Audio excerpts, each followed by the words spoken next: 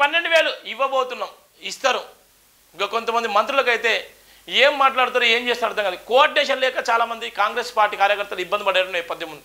ఇవాళ ఎందుకు ఆ విధంగా ఉందంటే, ఇవాళ అధికారం కొద్ది రోజులే ఉంటుంది, కానీ మనుషులు మాత్రం ఎల్లకాలం ఉంటారు.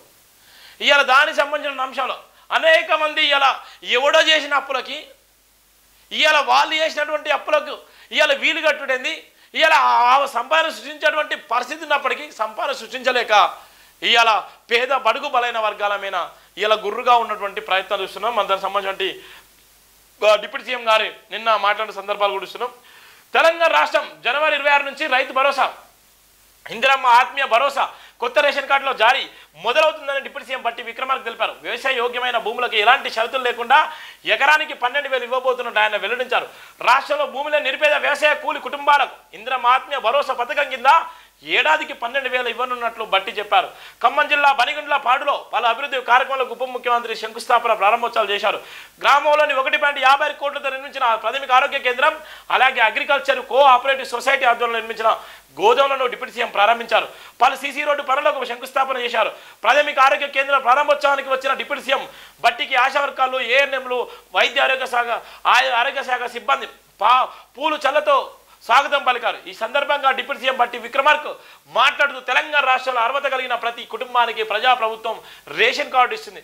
ఈ నెల 26 నుంచి మొదలు కానున్న రైతు భరోసా, ఇందిరమ్మ ఆత్మీయ భరోసా, కొత్త రేషన్ కార్డులు, ఇందిరమ్మ ఇళ్లు లబ్ధిదారులను గ్రామ సభల్లో నిష్పక్షపాతంగా పారదర్శకంగా ఎంపిక చేస్తారు.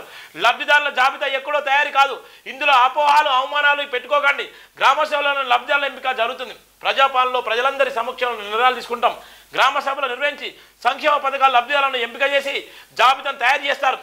ఎర్రుపాలెంలో 50 పడకల ఆసుపత్రి ఏర్పాటు చేస్తాం. అలాగే చెరువులు అడవులను రక్షించుకుంటూ ఏకో టూరిజాన్ని అభివృద్ధి చేస్తాం. టూరిజం అభివృద్ధితో ఎర్రుపాలెం మండల ప్రజా ఆదాయ వనరులు జీవన ప్రమాణాలు మెరుగుపరిచేందుకు ప్రజాప్రభుత్వం ప్రణాళికబద్ధంగా ముందుకెళ్తుంది. ఏకో టూరిజం అభివృద్ధిలో భాగంగా జమలాపురం వెంకటేశ్వర స్వామి ఆలయ సమీపంలో అర్బన్ పార్క్ డెవలప్మెంట్ కార్యక్రమాలు కూడా ఆయన శంకుస్థాపన చేసిన నేపథ్యం కూడా మనం చూస్తున్నాం. ఈ ఎకరానికి 12,000 రూపాయలు ఇవ్వబోతున్నటువంటి ప్రధానంగా కూడా మనం చూస్తున్నాం. ఎకరానికంటే ఎవరైతే కౌలు చేసేటువంటి కౌలు రైతులు ఉన్నారో, కౌలు చేసేటువంటి కౌలు రైతులకు అక్కడ ఎవరితో సంబంధం లేకుండా వాళ్ళకు సంవత్సరానికి 12,000 రూపాయలు ఇస్తున్నారు. 6 నెలలకు 6,000 రూపాయలు, 6 నెలలకు 6,000, ఇంకో 6 నెలలకు 6,000 రూపాయలు ఫ్రీగా ఇచ్చేటువంటి నేపథ్యం ఉంది. కౌలు రైతులకు 12,000 రూపాయలు. మరి పట్టదారుడికి ఏంటంటే పట్టదారుడికి ఏం లేదు, ఇది పట్టదారులు కూడా ఇస్తున్నారు, కౌలు రైతులు కూడా ఇస్తున్నారు. ఈ వాళ్ళు సొంతంగా నిర్ణయం తీసుకున్నటువంటి సందర్భం కూడా మనం చూస్తున్నాం. ఇది ఉన్నటువంటి ప్రధాన వార్త సంబంధించిన వార్త. అలానే